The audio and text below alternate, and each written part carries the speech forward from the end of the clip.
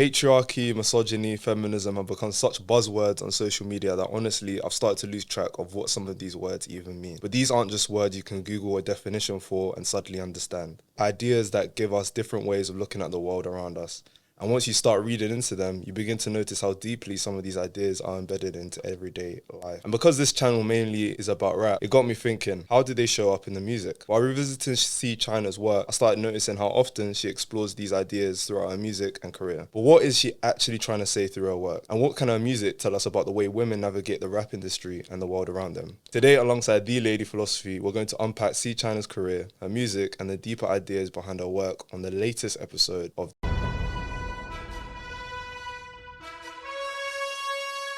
Oh, yeah. I'm so good. I feel like you're holding your breath while I was... No, it's not even that I was holding my breath. Every single word that came out of your mouth, I just got more and more excited. Really? I don't think you understand how much philosophy means to me. Like, as the words were coming together, you were talking about definitions, you were talking about patriarchy, all of the ideas started to flow. Like, I feel like I'm in my, this is me, yeah. Yeah. I think one thing you sent me, the oppression piece of that book, Yes. which I found very interesting, actually. I was reading it this morning. Yes. I want you to kind of explain the difference between being oppressed and someone just suffering, because I think that was a key thing that I found interesting, where people speak about patriarchy, and let's say for example as a man, I'll say, you know, I have to pay for dates and I have to do this, I have to do that, and it's tough on me as well, but I'm not actually being oppressed. It's more so I might be suffering under the system. So I want to actually know what the definition is and what actually is oppression in your eyes. Well, the paper that you're referring to, for the people, is a chapter from a book by a lady called Marilyn Fry. She is a feminist philosopher. She writes a lot. Even in that same book, she spoke about sexism. She defined sexism as well.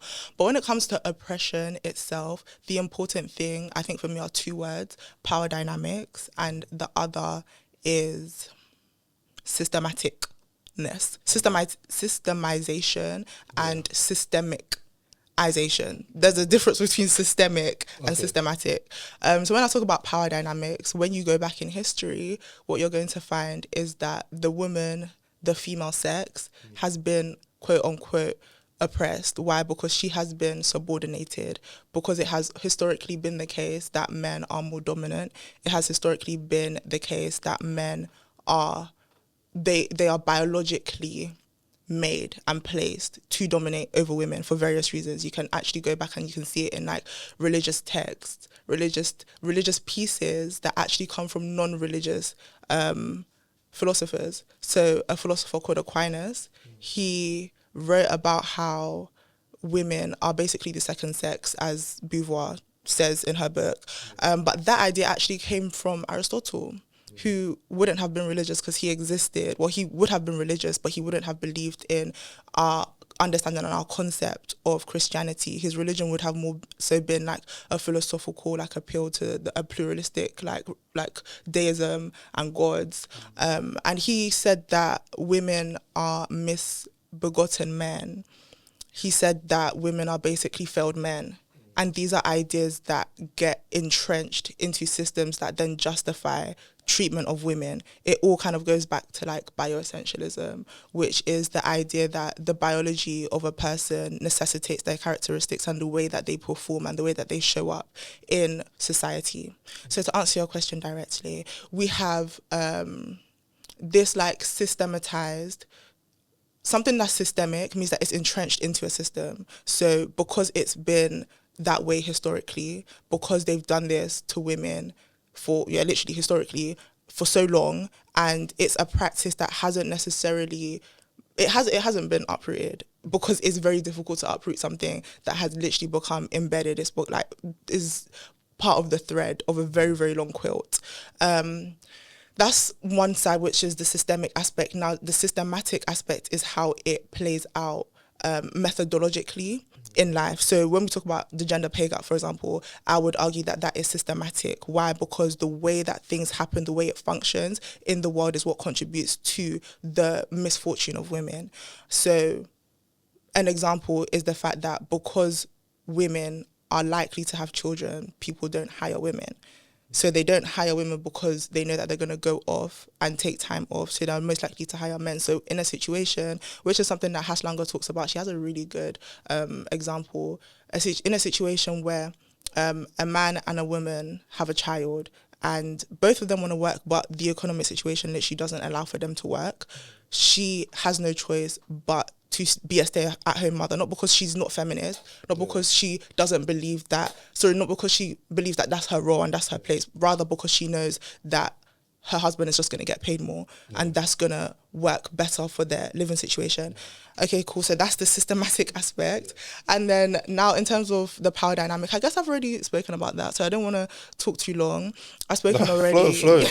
I've spoken. I was going to ask you, what's the difference between systematic and systemic? And you answered Oh, there it is. Okay, oh, perfect. So I was like, yeah, keep flowing. Okay, cool. And then we have like this power dynamic that's always at play, which exists on a molecular level. So there are philosophers like McTernan who talk about relational egalitarianism, which is a form of egalitarianism, which means like fighting for equality for all people, which is a form of egalitarianism that says that you should care about individual interactions. And I think that's something that a lot of the time people take very personally, but everything is political. Everything is genuinely political, even the way that you speak to your mum, even the way that you speak to your co-worker, that's a woman. So to wrap it up now, because I can go on forever, to wrap it up, you said that what's the difference between a woman being oppressed and someone suffering under the system? The target, I would say, of subordination has always been women, but the side effects of the same system has negatively impacted men. So when you say stuff like, oh, men have to pay on the first date, you're right, they do. And that's society's expectation of them, which can be very pressurizing, which can also make them feel like they're not good enough if they don't have the ability to do that. But what a lot of people get mixed up is they think that that's women's fault, but we are actually all fighting against the same system. It's the patriarchy that set that standard, that's what men are expected to do. So instead of looking up, a lot of the time people look to their left and they look to their right. It's easier to like fight amongst each other and then figure out, okay, what's actually causing this problem. But I wanted to speak about beauty standards, because there's this famous video of Ceechyna before she became famous and then it resurfaced of her speaking at a school about beauty standards, and I think this kind of flows perfectly into it. How can beauty standards be used to oppress women in terms of some women, let's say for example, you want to look nice, you want to doll up, and then all of a sudden people are calling you a whore for out of nowhere. You don't do this, no one's give you the time of day. How can you balance both of these dynamics without, being called out of your name, so to speak? And probably the answer is you can't. Yeah. So what's some of the, I wanted to speak about that form of oppression and then we'll keep going. Yeah, that was going to be my answer. You can't. Yeah. I think it is Fry herself, but it might be someone else who talks about something called the double bind. And the double bind is basically this idea that women have no choice but to fall into either or of a standard that society has set for her. Because if she's kind of like damned if you do, damned if you don't. If you're not this perfectly modest, well presented woman, mind you, that perfectly modest, well presented woman is going to be called stuck up. They're going to say that she's boring. They're going to say, oh, live a little, let loose a little, etc. And if she's not that, then she's somehow completely on the other side of the spectrum. She's a whore, she's a prostitute, she's a slut, she's a slag. Or there are so many different names that we can go through, but I'm not going to sit here and do that now. So say that again. So I might get demonetized. Yeah, so let me bleep all of the previous words that I just said. But yeah, there's this double bind that women have to fall into, whether they like it or not. So to answer that question, no, there is no way. But in terms of like aesthetics and beauty standards, they've always existed to push women into a specific mold, and that pushing of women into a specific mold is what I would call objectification, because you're not seeing a woman as a person. You're not seeing a woman just as, literally, as I said, literally as a person who just exists. She has to, or she is not. If that makes sense, either she fits into this beautiful mold of whatever the beauty standard is at that point, and then it all comes in there are so many intersections, because then you start to see like this this trend of like consumerism and capitalism, and how capitalism benefits off of the beauty standards that are imposed on women, and how women can't escape beauty standards.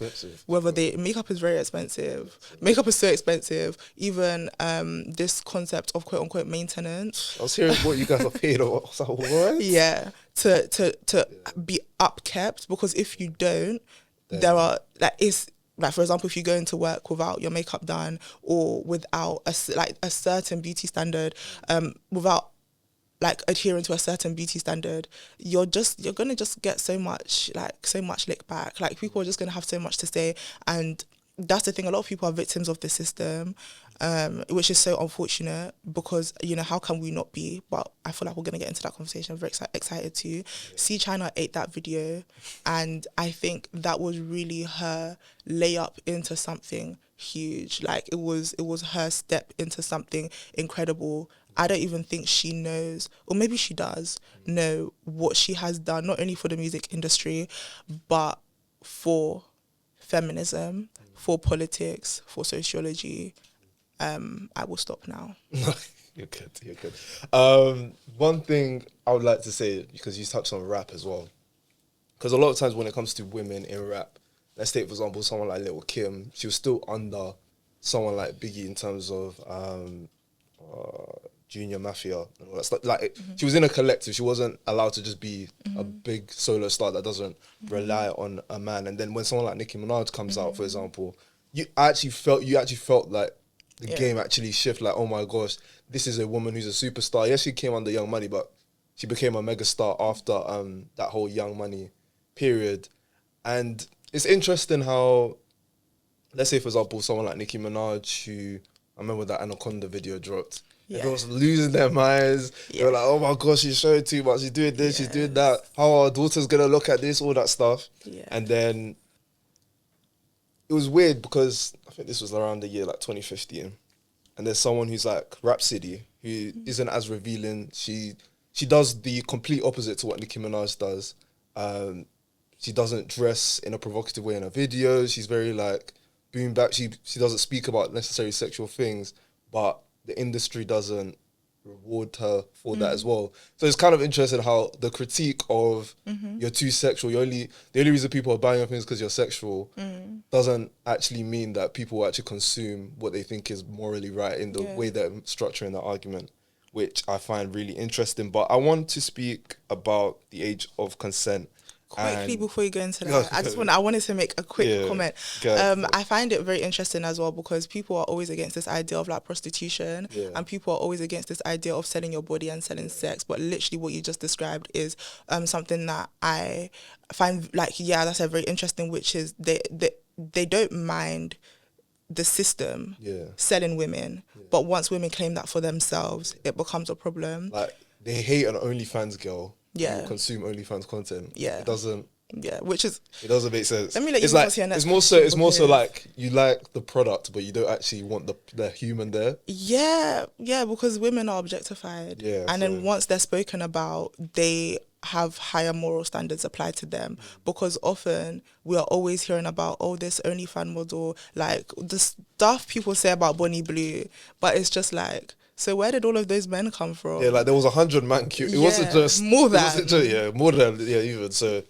wasn't just her doing whatever she was doing by herself. Without like a demand, then the supply wouldn't be necessary. I think people need to start talking more about the demand and where that comes from, and questioning the morality, quote unquote, because morality is subjective, but the morality of her clients. No, definitely, because statistically there's more of them than there are of actual sex workers, so to speak. But I want to speak about Legal Baby. This is one of her first songs, and I find the age of consent interesting, because I remember is it Russell Brand? I need to get the right guy's name, because I do not want to. I think it was. Yeah, I think he had a case where he was like, well, she was 18, so but he was in his 50s, which is insane as a 50-year-old. What are your thoughts on the age of consent, and why do you feel as though, because I remember when, what's her name, Bad Baby as well, as soon as she became 18, her OnlyFans made like $1 million apparently. Everyone was just queuing up, just waiting. And what do you think about the relationship between men and understanding what the actual age of consent is for? Because I don't think a lot of people actually understand. I think because the world has always revolved around men and still does, they think that the age of consent belongs to them.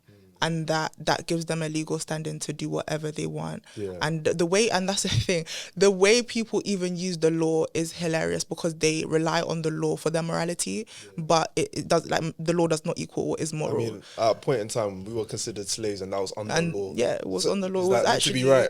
at some point, it was even considered moral according to some biblical scriptures. So it's like there's so much subjectivity in the world. Just, I could talk about it literally forever. But I think what I wanted to say was that, because the world has always revolved around men, they think that the age of consent belongs to them. So they're thinking, okay, the law equals morality.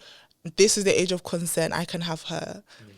But the age of consent is for the age of consent. The age of consent is for people who are that age, so that those people teenagers can have sex with each other. Not 40-year-olds and stuff. Yeah, and I think the problem is that not a lot of people know that. Yeah. And that makes me really shy. Not a lot of people know that. The reason is because, because the age of consent in Nigeria, for example, is 13. The uncles are having a ball. Like, they're literally having the best time of their life because to them, they are abiding by the law. But they're not abiding by a standard of morality, which, if it was flipped, would be applied to a woman. Because the women are moralized highly, like they're highly moralized, overly moralized. There's like this huge standard of morality and even social responsibility that's put on them, which is something that comes up in Ceechyna's music all the time. So I don't want to jump. I don't want to jump in case I just wanted to say that this idea of like social responsibility being put on women, like women are responsible for the morality of the world. Women are responsible for the way the world functions, and yet they're not respected for it. Because, for example, I think in one of her lyrics, she basically says how she's basically saying that there are fathers saying that she, like, her music is bad for the kids, but it's just like, what about, first of all, like, it's so layered, because what about all the other men who are making music that are bad for the kids? And then secondly, what about the kids in question that you care about? Because you only care about the kids when suddenly women are doing something to the kids, but Epstein was eating them. No one wants to talk about that. Like, nobody wants to have outrage about that. But there's not enough. Like, there's not enough. There's definitely outrage, but there's just not enough. And that's what. And there are so many instances in which children are oppressed within school systems, for example, within prison systems, for example, and they're just like the energy is just not up there as much as it is if a woman is going to come out now in a bikini and now suddenly, the kids. So rappers, for example, I listen to a lot of rap. Yes. And I try not to be a prude, for example, but let's say something like drill, because she raps on a lot of drill beats as well. Yeah. She will rap on a drill beat, and I think, okay, let's just flip it. And how do men speak about women on a drill beat, for example? Where it's like, a lot of times women are like warehouses for guns and knives or whatever. Like, I'll keep the mash there. I'll love her if she holds on to the mash. That's like kind of the relationship they have with women, or it's just a sexual object type of relationship. And I just find it interesting, when she came out, all of a sudden everyone like, they became woke, for example. Like, they realized, okay, let's start talking about. But for me personally, when it comes to drill morality, I don't listen to drill for morality. Yeah. All of these people in my mind are at a certain level, so it's like, I'm not consuming this. Yeah, I accept them for how they are. So it's interesting how a lot of people don't do the same, but then they'll listen to like 50 other guys who pretty much be degrading. Speak about women. That was the only thing that I wanted to speak about. Yeah, I agree. Yeah, so the next song I want to speak about is Peggy, which I think was probably one of the songs that really made her polarising, where there's a hint of BDSM in there, where she's speaking about pegging a man. I can't believe I say these words. Pegging a man at the back of a bus and all these things. Why can't you believe it? No, I can't believe I'm saying that out of my mouth. But yeah, but that's what I'm saying. Why not? It's just interesting. Those sentences, those words, they never... It's just interesting. And I think, sorry, you didn't even get into your question, but I think that's why her music is so good. Yeah. Because this stuff is so stigmatized, but you wouldn't believe how often it happens. Yeah. And you wouldn't believe how often, like, how much it exists. I should just let you get into your question, but I just feel as No, that was my question in terms of, it's not the popular type of sex. Like, a lot of the times, this popular type of sex is the way a man would describe it, where it's just him having sex with a woman. Maybe he'll receive some oral sex. In our community, for a long time, until DBE came, oral sex for a woman was just, we're looking at you funny, we're not sharing drinks, all that type of stuff. So it's interesting how she kind of flips that on her head, where, no, like, my sexual needs are getting fulfilled, then, boy, if yours do. Yeah. And it's just interesting. It's like kind of like a mirror. Yeah. But yeah, is there anything you want to say about that? Yeah, there are so many things I want to say. To be honest, I'm Flow. trying to hold all of the thoughts in, and structure it in the best way. Yeah. But I think even the tabooness of it all, I think some could argue, which is what I want to argue, comes from the fact that the woman is the one that's in control within this sexual dynamic, because sex has always been very patriarchal. As you said at the beginning in your introduction, we've heard this word a lot, and it kind of feels like the word doesn't have any like power and dominance. So just very quickly for the people, patriarchy is not very abstract. It's not an abstract thing that doesn't exist. It's very much here. Patriarchy came from the patrilineal idea, which still exists right now in the patriarchal belt, which runs from like Africa, Middle East, Asia, that type of area, in which young girl is told to leave her house, and then she lives with her husband under control of her husband and her husband's father. So the household is dominated by men.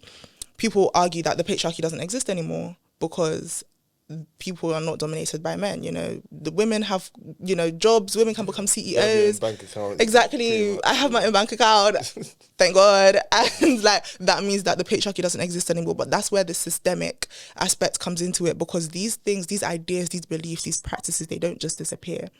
And in the same way that households have been very patriarchal, sex has been very patriarchal, in that it's been very phallocentric. Phallocentric meaning that it centers the penis, meaning that either is what is done to the penis, what happens to the penis, what the penis does during sex. And what she does with her music is that the way she subverts that is genuinely incredible, because now we're talking about her pleasure, because sex has often, people don't even believe that women can orgasm during sex.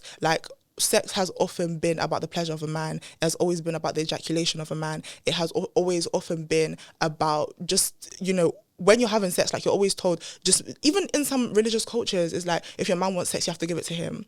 Why? Because sex itself in society is phallocentric, is patriarchal. But what she does is she does this thing that Ceechyna, another philosopher, Oxford, real bad girl, she basically says that sex should be free, but it's political. And that's the thing that What do you mean by free? It should be free, where you can have sex however you want, wherever you, not necessarily wherever you want. Now I'm putting words in her mouth. She never said that, guys. But you can have sex however you want, and you can feel however you want about sex. And that even leads into another idea that I have about sexual liberation, not in a sense of everybody get on the street, everyone start having sex in the street, having sex in the street. That's not what sexual liberation is about. It's about the freedom to have sex with anyone, and the elimination of gender. The goal of feminism, which people don't know, because people think that the goal of feminism is for women to now be beating men, even though... I think the fear is we've been doing these bad things, so now if women are in power, they're scared that they're going to do the same thing.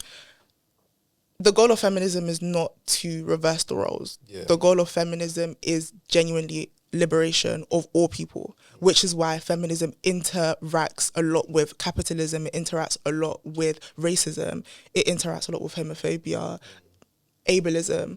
It's because we want the liberation of all people, which includes a lot of the men, if not all of the men, who oppose it. I'm trying to get back to the point that I was making. I was making a point.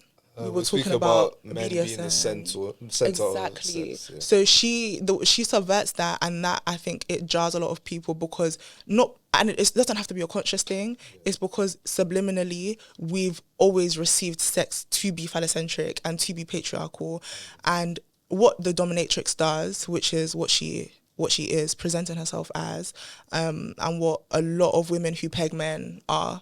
They are all dominatrixes. Within this BDSM community, I don't know, I'm not gonna sit here and say that I know much about the BDSM community before they come and drag me and they say I don't know stuff, so I'm not gonna talk too much about them. Yeah. But what I will say is that they treat power as something that is like, power is not pain. Like power is not oppression. Power is more so like a flow, an interaction of I'm gonna give you what you want.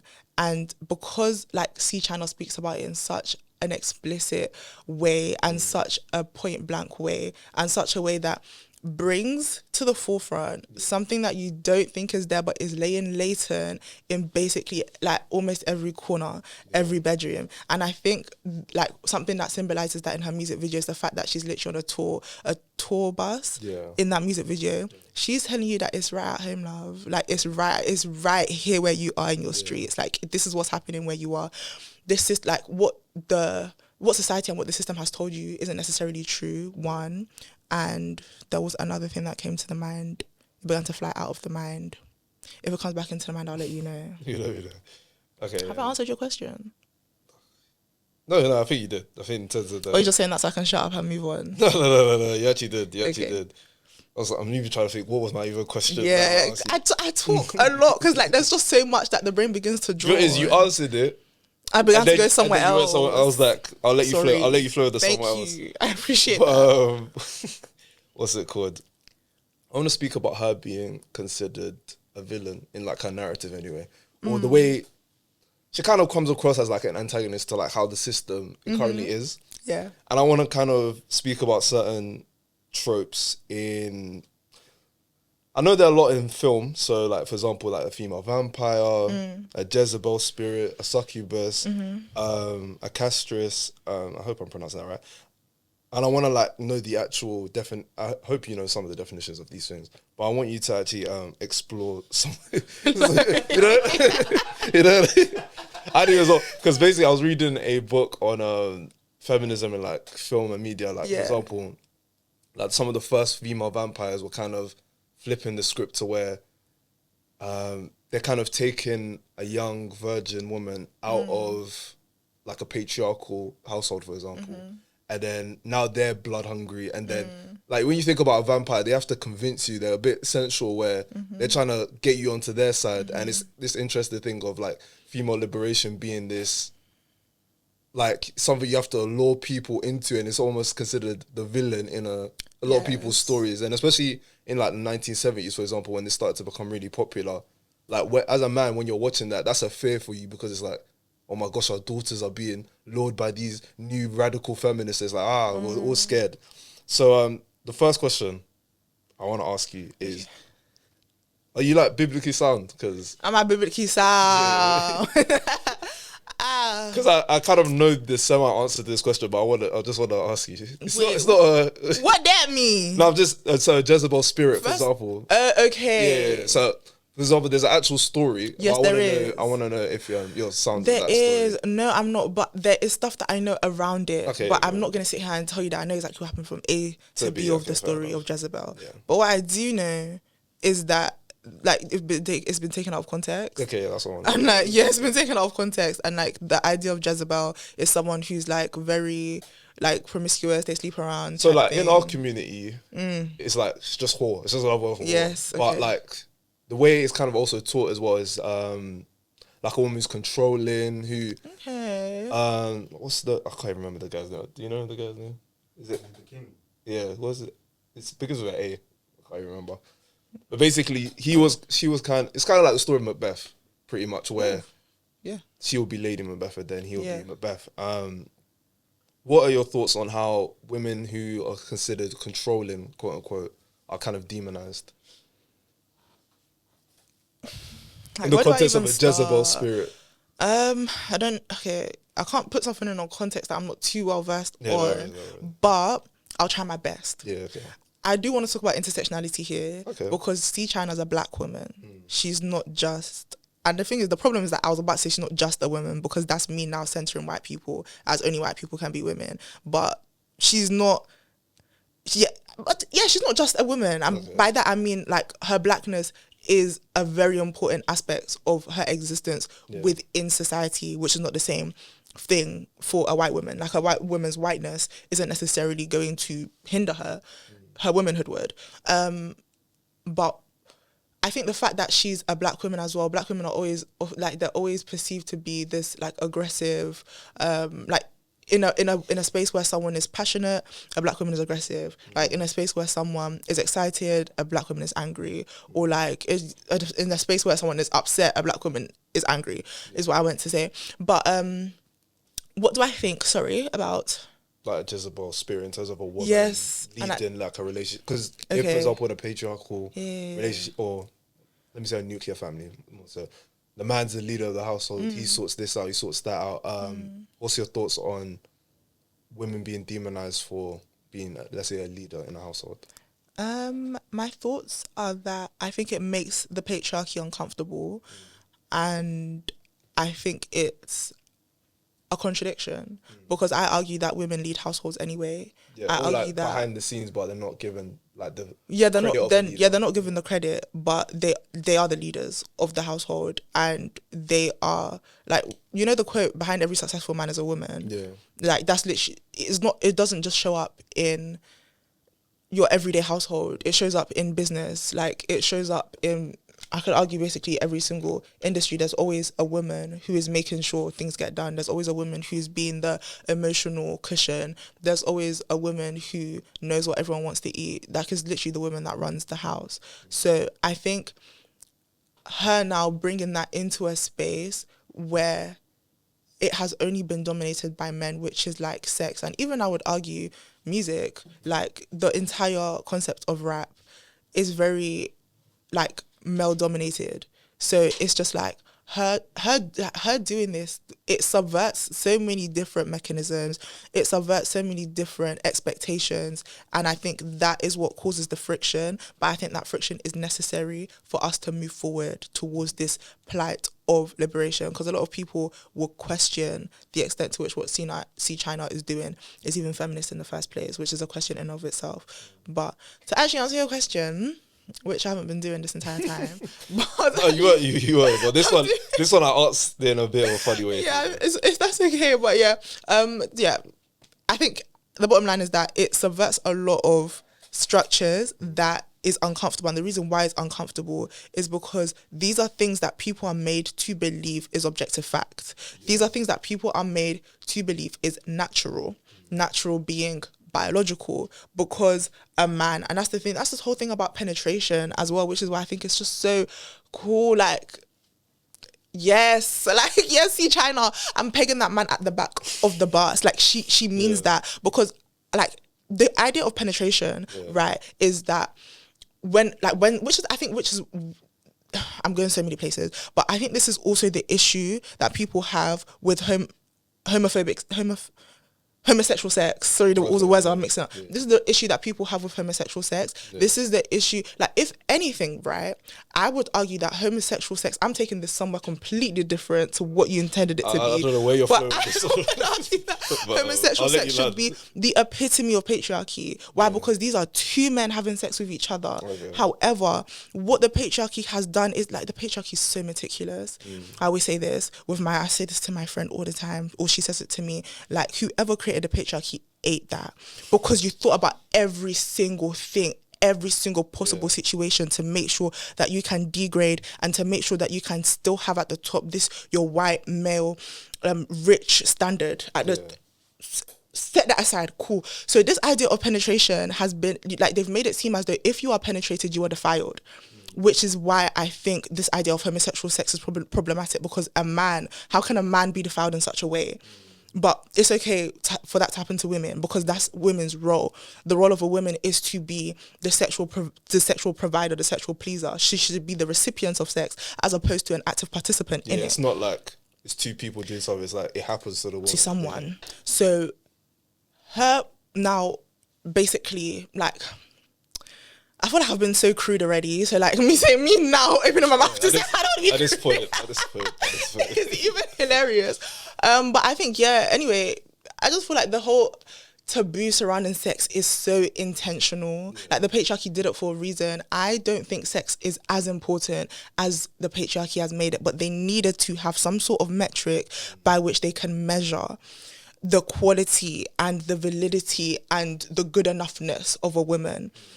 So they put the power in the penis. Bottom line, like they literally put the power in the penis. Whatever the penis goes inside of, now you belong to whatever the penis entered. So it's like the only thing that gets belonged, the only thing that gets owned, rather, let's stay where we are, English. The only thing that gets owned is the woman, because that's her role. She's the receiver. And Ceechyna says no. Like she says, to be honest, no. And for like, I don't wanna oppress your episode because that where the brain wanted to begin to go again, I'm not gonna do it to you. I'm gonna leave it here. If the environment allows for it, I'll continue speaking. You but continue I later. can stop Okay. now. Another thing she like highlights as well is because there's a lot of transaction in of her relationship, her lyrics, I should say, where she's receiving money, and in our community, it's like you give a woman £1, she's a gold digger. Yeah. I wanted to speak about how gold digging, what does it actually mean, and does it even make any logical sense? Because as I've gotten older, I'm like, okay, there's nothing to actually fear with women, because it's not like it's one thing if it's like fraud. That's one thing, but no woman is forcing me to give her, like, this is my choice. If I wanted to, let's say for example, In a be relationship, Mr. Barry right? at a day party, I'm not being. She's not a gold digger. It's not like I'm choosing to spend money. So I want you to speak about like the idea of like the gold digging dynamic between men and women, and if it actually really exists. Yeah. You were talking. I think you were talking in the context of an actual like relationship, right? Not like when I say relationship. Let's do actual relationship, and then we'll do like maybe a situationship. Okay. No, I'm not. I don't even. That's not what I'm going for. Oh, Because what I'm going saying for? is that it's a business. Yeah. This is a job for her. So which is completely different to what people expect of a relationship. And I think sometimes people try to conflate the two, which goes back to the idea that I was saying, which is that sex is just sex. It's not this highly moralized thing. Sex is not this like, and it's gonna jar so many people, and it's gonna offend so many people to find out that sex is not this thing that you need to protect. It's like walking, I would say.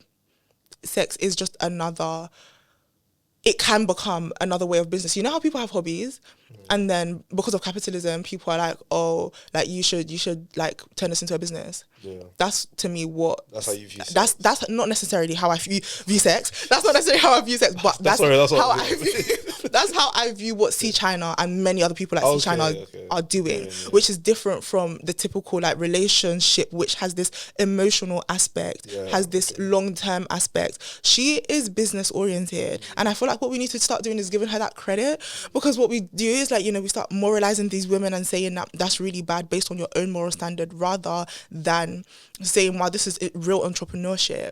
I think as well with her, it comes across as gold let's say for example, as a man, if I for example sleep with a woman, she's meant to catch feelings. Men can sleep around, women don't catch feelings. But when you flip that on its head, where a woman can sleep around and just move on, a lot of guys, they don't like that dynamic, and it's really interesting. It's very interesting. Yeah, again, like this idea that women can also be, like it was just sex. This was cool. There's nothing more was here. Like I just wanted to have, and it's not a nice feeling to have as a guy. So it's interesting how now this is the way they control it in a sense. Yeah, and it's the reason why it's like so feminist of her, because at the end of the day, the goal of feminism is not sameness, but like equality, not where equality equals sameness, where you do the same thing, but where equality means that you're no longer viewed as a woman, but you are viewed just as a person. Because when you say man is person. When you say woman is, in like certain definitions of man and woman, is oppressed person. That's how Haslanger, in her 2016 paper, I believe, or was 2012, They can check it out. One of those papers, she talks about the definition of a man and the definition of a woman, and she defines them based on their oppression, which is so shocking to so many people because no, like my womanhood is my identity, my manhood, like I'm a man, like it's within me, it's who I am. It's not. It's just a societal like imposition on you as a person. The aim of all of these liberatory movements is to eliminate gender, eliminate race, eliminate sexuality. You should just be able to sleep with someone and that's just the person. Is that like that's what the goal is? I really want to get back to the point that I was making. What were you saying again? The dynamic of like a woman can just sleep with a man and she might not catch feelings, but a man like that double standard in women aren't seen as being able to do such a thing. Yeah, it's because of the dynamic that has already been established based on the various systems that we've already mentioned in the past. But as we've seen, she flips that all the way on its head using money. And I think here is where I speak to like prostitution and sex work and that entire industry and how that entire industry, like the reason why people have a problem with that is because of this idea that sex is supposed to be emotional. Yeah. You're supposed to have sex with someone who you're married to, who you're going to spend a long time with, etc., which for me is, and for many other people, is an idea that, as I said, the patriarchy ate that. Because, of course, you have to attach a value to something that you want to keep to yourself. Because there's power in sexuality, as Ceechyna has demonstrated, because how easy is it to make money off of doing something that is pleasurable to you? But even at that, which is why I think is even more feminist, the fact that I don't even think she gains much sexual pleasure because she's gay. Like, Ceechyna literally likes girls. So it's just like, she's doing all these... I don't think she's ever had sex with a man either, actually. But she's doing all these things with men, right, simply for the sake of making money. And that's why I think the work that she does is so feminist, because it dilutes what sex is supposed to be. Because it's made to be this thing that's put on a pedestal, that's so important, that should be at the center of everything that everybody does. But it... like, she says it's not, and I can make money doing this because it's just like any other thing. It's like acting. It's like you going into your 9 to 5. It's like you clocking into work. Yeah, just work, like there's a separate identity. There's an entire paper, I don't know what it's called, but there's a paper that basically makes that argument. I'm going to silence myself now. I'm trying to... So I was going to speak about... you just mentioned something there that I was going to... Transaction, money, sex, pedestal. I want to trigger it again. It's not coming to me. The idea, so it's interesting how we've kind of progressed as a society as well, where like you hear a lot of people our age have the conversation about body count, where before guys were like, yeah, I just want a girl who's got a very low body count, And then now it feels like certain guys are like, boy, at this age, if I'm dating, let's say for example, a virgin, will I... like the sexual experiences I've had already with other women, now it's like people are like starting to think, maybe I won't actually enjoy this whole dynamic. What are your thoughts on the whole idea of the virgin being this sacred thing that, you know, you've won in life if you marry a virgin, for example, but then at the same time, I'm allowed to be sexually liberated, so to speak, where I can just do whatever I want? It all just links back. I just feel like I'm saying buzzwords at this point. But like it all like links back to the oppression, the control and the objectification of women and girls. So what, like, it's like someone said that sexuality to feminism is the same thing as money to capitalism. So you have to create this currency, the currency is sex, and you need to now create different values. What is a valuable sexual person? What is, you know, because women become objects, they become money, or they become something that is just either you can have it or you can't have it, or you want it. If you do have it, what does it mean for you if you have it? Like, it's just like women are just an object. Amia Srinivasan, real bad girl that I mentioned earlier, she even talks about this. I like the first philosopher to say fuckability in her paper, and she talks about this idea of fuckability, which is basically this idea not that you're appealing to fuck, but rather what fucking you means after. Oh, so as in like your actual ability in terms of sex. no. Okay, well, yeah, maybe I'm confused. Sorry. But what it like? Okay, cool. So if like she, I think she as in, links is it it. desire or? Sorry, That's what you would sorry. think, but it's not. Okay. if we talk about race, for example, Yeah. the fuckability of a black woman versus a white woman, the social standing that you gain after having sex with a person. Oh. So that's why I'm linking it to this idea of virginity. You need to give it some sort of currency. Okay, this woman who you cannot control anymore went to go and sleep with X amount of people. She now has a lower value. But this woman who we have clearly done well controlling, she has not slept with anybody, you can have her. And I think there's something, there's something about this bodily contact. There's something about this invasiveness of sex that I think is even more so reason why you should use it as a metric to control someone. And it's just...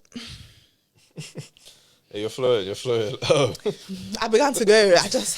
I had to bring myself back because I really want to answer your actual questions. Okay. What's the next one that I wanted to speak about? So recently on social media, Ceechyna's not reverted, but she's given her life to Christ. She's a Christian, and it's interesting because people are treated this like, got you. Everything you were saying before is a lie. Yeah. It doesn't mean anything. Yeah. But she's just like posted that she's just given her life to Christ. And it's interesting how some feminists are like, we lost another one. Some people are like, you're right. What are your thoughts on that? And as a feminist yourself, I don't know if you're like practicing any religion or anything. How do you kind of navigate that? That's kind of a two-parter. Yeah. First of all, I think to my knowledge, she just made one story post. But people go mad. Yeah. But like, let's go down because. So what we're gonna do? Some ideal theory is what you're telling me. Okay. Cause someone like T Zanders as well. She's given her life to Christ. I think Shabo did at one point as well. Huh? Shabo did at one point as Yeah, well. so- But 2 days ago, she posted another video. Rapid, yeah. But at the same time, who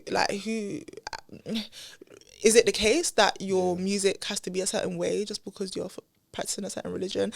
I mean, you're an ambassador of Christ. Question for another day, I guess. That's a whole religion. That we can have a debate about another time. Yeah. But to answer your question, which is about whether does her music become less valuable if she Yes, gives okay. her life to Christ? Okay, yes. I remember what I was going to say now. Okay. She is a person, as everyone else is a person, and she is 22. Which is crazy. She started doing sex work at 15, is what I came to find out. And as soon as she became legal, she started openly doing sex work at 18. She's queer. She's Nigerian. I think people need to remember that there are so many societal factors that come into play. People like to, when someone like rises to stardom or when someone becomes like very like well known on the internet, they take away their humanity, which I think is the problem because she still exists within the context. Like she didn't just fall out of a coconut tree. She exists within the context of all of the things that I just mentioned. So whatever it is that she's going through, I want her to be okay, first and foremost. So when it comes to her as a person, that's all I can say on that. But if we are to now do ideal theory and talk about like this world in which a person like Ceechyna, so feminist, so like such an advocate for women and queer rights, if she has given her life to Christ in a way that means she's no longer going to make music, in a way that means she is going to condemn, take down, and, throw away, in other words, everything that she used to stand for. I mean, the music's still up, so I would say she's still kind of... Yeah, like, I'm going to say that it hasn't... I think everyone is doing a lot of speculation right now. Yeah. So... as we said, ideal theory, like in this hypothetical world, if this is the case, like this is what happened, what does that mean? I think what people want it to mean is that, feminism doesn't mean anything. As you can see, God wins at all times. Like you're going to go back to the patriarchy eventually. Not even necessarily. That's how I think some people are taking Fairs. it, where it's like, you tried that little feminism thing, you tried deconstruct, it didn't work, now you're back here. And I wanted to know, like, what are your thoughts on that? Like, because to me, does it necessarily mean failure? No, it just means she's pushed certain boundaries. It just means that she's started a certain victim. conversations.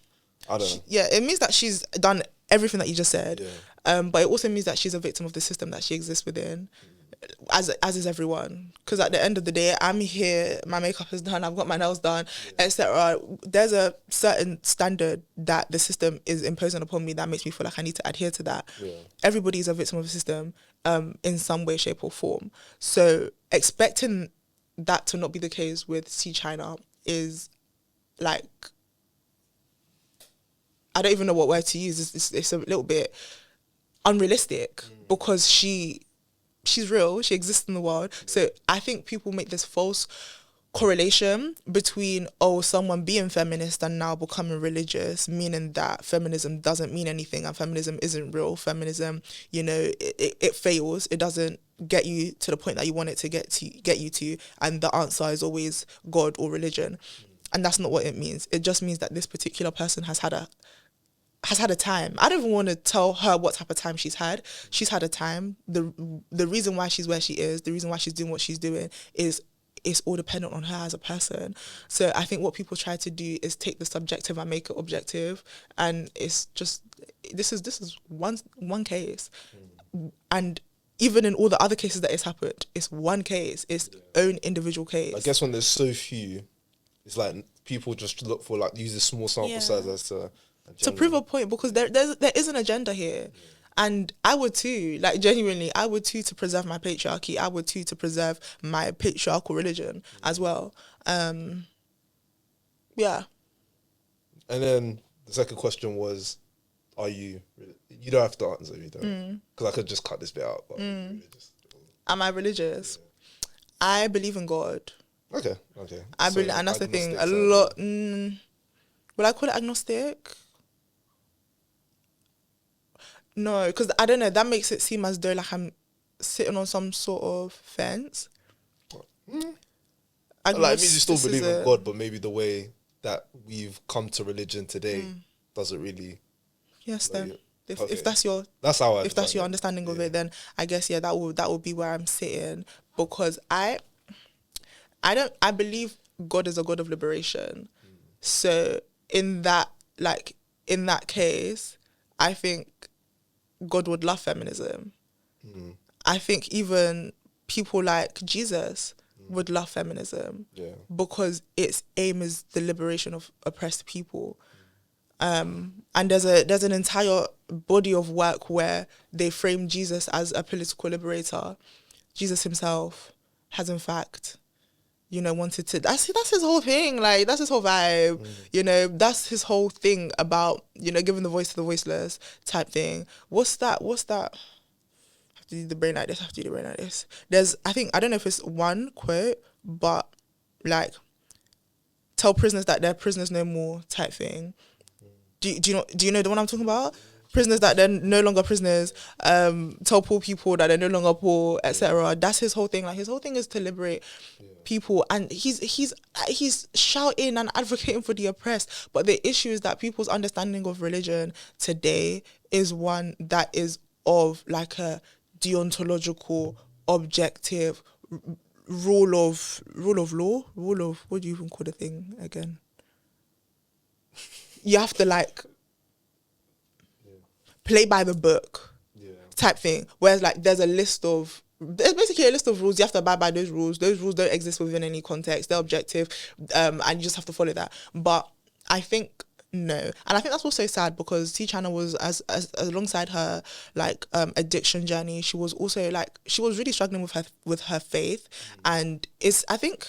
Let me not start making comparisons that people are going to drag me for. But I think it's this whole thing of, can you be feminist and practice certain religions? I answer no, because the religion itself is patriarchal. But can you be feminist and believe in God? I answer yes. If somebody wants to come and challenge me on that, I would love to have a conversation. For example, concept like choice feminism, for example, does that, if a woman decides she wants to follow, is that not feminist in and of itself? A religion, let's say Christianity, as an example. Is that not feminist? No. So you don't think so? Why is that? No, because feminism is not about women having a choice. Okay. feminism is about liberating women and making sure women are seen equally and eliminating the concept of what a woman is, which has been boiled down to by certain people to, oh, but feminism wants me to have a choice, right? So this is my choice. No. With every single political framework, there are things that you can and cannot do. So it's not feminism that is going to be the one that where you can do whatever you choose is. Like, it doesn't work like that.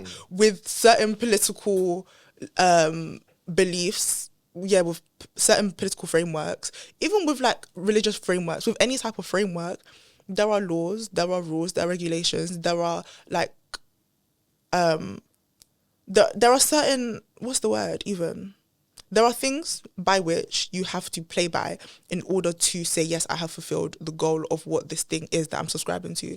So this idea of choice feminism, which I'm excited to read more about when I finish my dissertation, is doing like a bit of a straw man where it's reductio ad absurdum, to reducing the entire plight of feminism to one thing and then spinning it around and throwing it back in the face of feminists and saying, oh, but didn't you say this? And it's just like, yeah, I said that, but not like that though. So the way that you've spun it is just not the case. I guess that could be used as just a way to like trick someone into just keeping the status quo. It's like, they chose the status quo, so I don't believe you can choose. Like, my analogy is, if like you had a dictator, just because you like the dictator doesn't mean you chose him. Facts.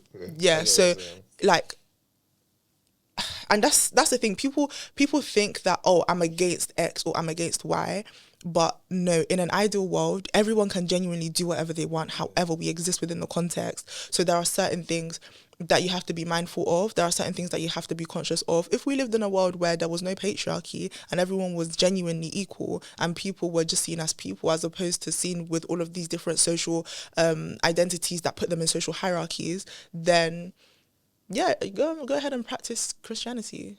But we exist in a context. Mary Daly, very, very, very radical lady. She wrote a lot about like God the Father and how Christianity is actually a religion of genocide, rape, and war. She called it the unholy trinity.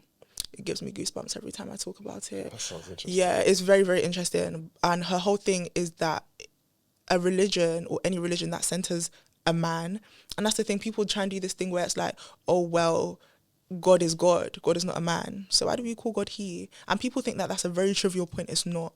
She talks, I forgot the phrasing that she uses, but she talks about like pseudo neutrality, where it's like, you know how in like historical writing, the word man referred to just a person. Yeah. She says that like, this you just assume it's a person. Yeah. And it doesn't just mean men, but rather it just means like anyone, which is where they say, oh yeah, so like women can also like be part of Christianity as well. But it's just like, no, because who is at the center, who is at the forefront of this religion when you have the conversation? All of the founding fathers were white men, like, of Christianity.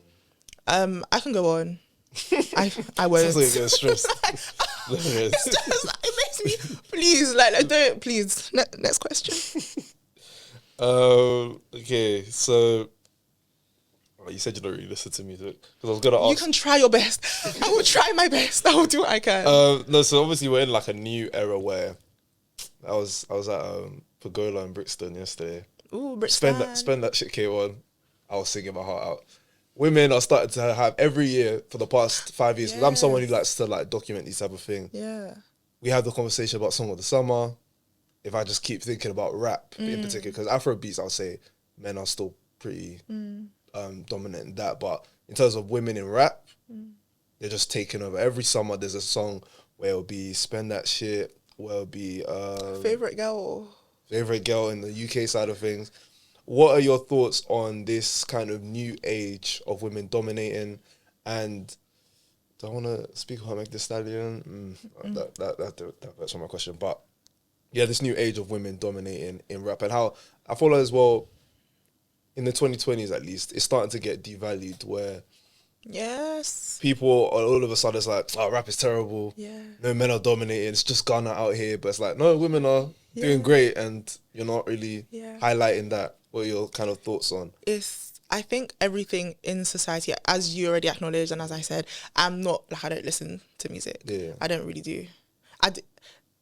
Beside the point. So I don't really listen to music, so I can't go into like the technical, like nitty gritty and the nooks and the crannies. But what I can say is I think a lot of things in society are reflective of the standards of society. So even with this idea of nursing, for example, or like anything that men used to dominate, that women now enter that space, the thing gets watered down, or people start to say that it's not as important, it's not as significant. You can even see it within, you know, like this whole debate between like STEM and humanities, and how now humanities, because a lot of women do, because there was a point in which women weren't allowed to go to school. So those things were actually really, really, really, really well known, really renowned. Our Kants, our Hegels, our Wittgensteins, our Humes, all of these like prominent philosophers who did social sciences, who did humanities, they were very highly regarded, while some of them had to die first before they were regarded.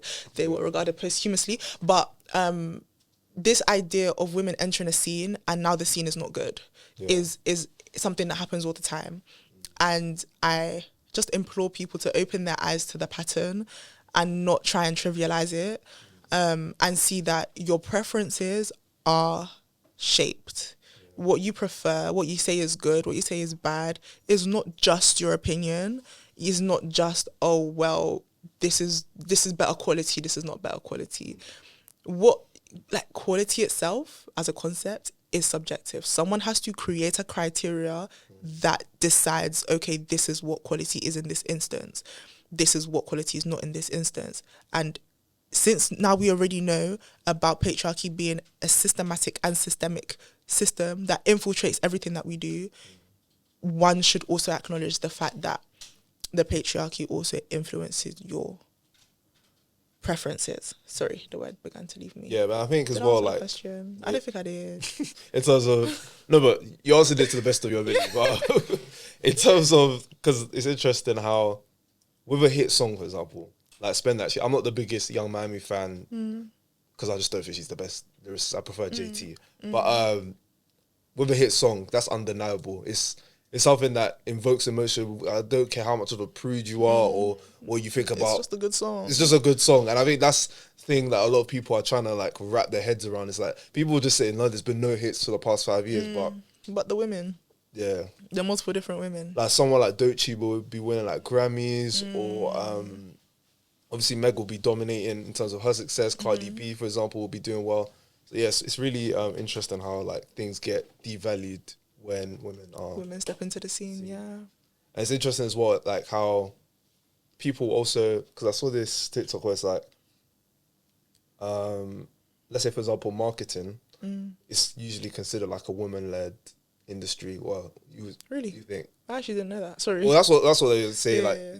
predominantly women, and then like to get more men in, you'll put things like analyst in the title, so like it will start alluring men, and it's just interesting how I was thinking, like, as someone who's in finance, like, you know, when you start to think about like the choices you've made, I'm thinking, oh yeah, analyst, choices, rather than like, for example, if there's a job where it's like analyst or assistant, I'll more likely pick the analyst role. But then if the wage is the same, I'm thinking, why would I pick the analyst role? Because of the title. Yeah. So it's interesting how, like you said, with your preferences, they could just be rooted in something that you might not even be aware of, but they're there, and you can't just be like, because you think you're an ally or you think you're woke or progressive, that you can just ignore it and you're above it. No, everyone. Because it was interesting with the whole bisexual conversation, right? Bisexual conversation that's going on right now. Like when you speak to certain straight women about it, they'll be like, no, especially it's someone who thinks they're progressive. Yes. It's like they feel like a sense of guilt, where it's like, no, I'm just highlighting the fact. Like when you hear some people's answers, you're like, this is just rooted in homophobia, but keep going, no. No, keep going. As you're talking, I was saying, keep going, keep landing. Because I've been fighting for my life on this conversation. Like, you don't have to date a bisexual man if you don't want to, but it's just why. When you ask people the reasons, they start giving you funny things. I don't even know if that's the conversation you want to have here. So no, because I'm not gonna start. I don't want the girlies coming for me, but Don't worry, they can come for me. Yeah. Like, I'm ready. How do you actually find, like, because your TikTok, I'll see you guys just stitch it. Because you know the UK, we have like Stitch culture. oh my gosh. So fun. Oh, like I don't want to be like, because obviously I'm a creator as well, so I don't want to like start shitting on guys. But Yeah. for me, I don't think that's a talent. Just be like, oh, what you said is dumb. I don't mind. I don't mind if you like critically engage where it's like, I think this point and this point, because some people have done that for your videos. And I'm like, okay, that's interesting, but I don't think just saying something's dumb. Haha, why are you thinking? It's not that deep. Those type of conversations on the internet, like everybody can talk on. It's just, I don't think that's really good for anybody. I don't think that's good content in my personal opinion. But how do you deal with that whole? How do I deal with it? Yeah, because I see you get stitched every single, even old videos. I'm seeing the Which women one at this point? women in football, Women's football. Yeah. That entire conversation. That was fun. Like, it's to answer your question. How do I deal with it? I have the best like friend and like manager and person beside me who is actually on the phone to me all the time when I actually make my videos, and it's very grounding to know that I need to remember where I'm coming from. I have a first-class degree in philosophy. Shit, man. Flow. I'm not gonna lie. I'm doing my master's in philosophy and public policy. Yeah. I know what I'm talking about. And how do I deal with it? I laugh first of all, because I think it's really funny. You have to have fun when you're doing stuff like this. Like, the only reason why I'm doing it is genuinely because I live for it. I eat philosophy, I drink philosophy, I bathe philosophy, and I have a goal. And I think a lot of people like don't know what the goal is. I try to remind people often what that goal is. But my entire like motto, if you ask me to like leave people with one last comment, it would be to interrogate your thought. I never ever woke up and said, I'm going to go on the internet and change everyone's mind and they're all going to agree with me right now because I know what I'm talking about. I actually really want you to disagree. Like, I've never seen so many black men try and have a philosophical conversation before in my life. I argue that part when it comes to the football content, I argue that part of it is because they heard football, saw me and knew, oh yeah, I know more about this than she does. I can talk about this. But my whole aim was to get people to listen to the premises that I'm making, listen to the conclusion, decide which premise you disagree with, and be able to articulate why. Some people obviously missed out on the articulation part. Others, like, TikTok is like, once they hear that opening line, their brain, they're already gone. Like, they're not listening. Mind you, the entire, like, the crux of that conversation was to talk about sexism. No one spoke about sexism. Suddenly now we're talking about quality football, whatever that means. The whole point that I'm bringing to the table is sexism. I think what I'm trying to do is work with people's comprehension skills.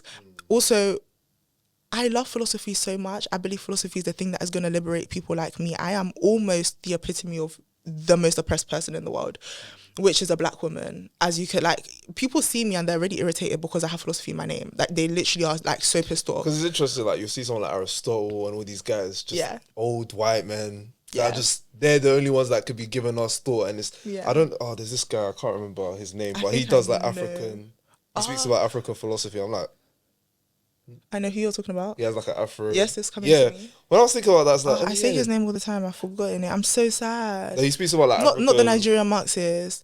It's just like African philosophy. You're gonna upset me if you say his name before I do. I'm gonna be so sad. Oh, I'm so sad. The guy, I think he's American. Well, he's not American. He's Nigerian, but he's lived in the UK and America, and he talks about African philosophy. He has a very soft-spoken voice. Yeah, I'm so irritated. Let me see it. Sorry. Godesola. Godesola, yeah. Godesola, yes. I'm so annoyed. Anyway, so there's him. He talks about philosophy all the time. And I guess... So like he'll compare like Western philosophy to African philosophy. Or like this quote-unquote African philosophy. Because he talks about how he doesn't even believe African philosophy is a thing in the first place because philosophy is just philosophy. It's just the way we think about the world, and then like philosophers are just people who are able to just push it to the furthest extent, really. Which But anyway, that's how I deal with it. That's how I deal with the comments and the stuff online. No, because I'm getting exactly the reaction that I'm looking for. Yeah. I'm not gonna lie. Like, That's exactly what I want. I want people to be riled up. I want people to have a conversation. I want people to talk. I want people to disagree with me, because I think the UK has a herd mentality problem.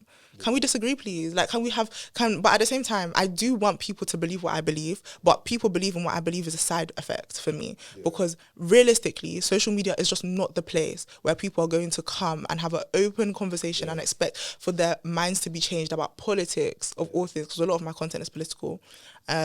So I go into it knowing that my reception is going to be bad, and then I feel happy because I was right. So I have to be right in some way. Yeah. But I think with the football example, I think a reason why a lot of men might not be ready for that conversation. Let's say, for example, you're a Ronaldo fan over a Messi fan. Yeah. I'm going to use that as an example. Some Ronaldo fans don't like football. Maybe in a homoerotic way.